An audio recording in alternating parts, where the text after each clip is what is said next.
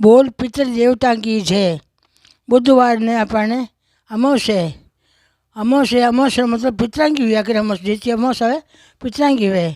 तो आप कहीं करियो काचो दूध राख लीजिए बेटा, याद राख करे काचो दूध और जड़ बांचड़ो लोटो मान तिल गाल लीजो, पीपल सींचीजो, मान चीनी गाल दीजो दूध मायने।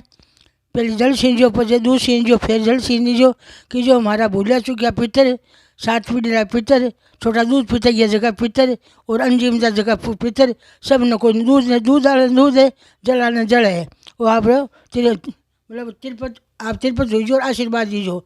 एम यहाँ ने कि कर सको जन बेटा सन साव सरल उपाय है। कोई नहीं जिमाणी जरूरत को नहीं। अपन जरा सो हलवो बना लेनो या खीर वे तो हलवो बना पड़ो, 2 रोटी वे तो बना पड़ी लीजा पड़ी पीपल के पेड़ा में रख देना।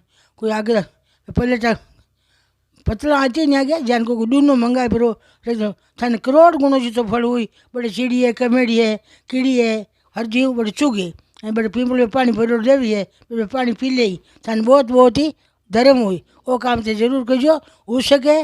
पिछले नाम कपड़ा देवो रे, पिछले नाम रात जो देवो रे, वो बड़ो महीनो है सब कुछ कर सको। बोल पिछले देवता की जय।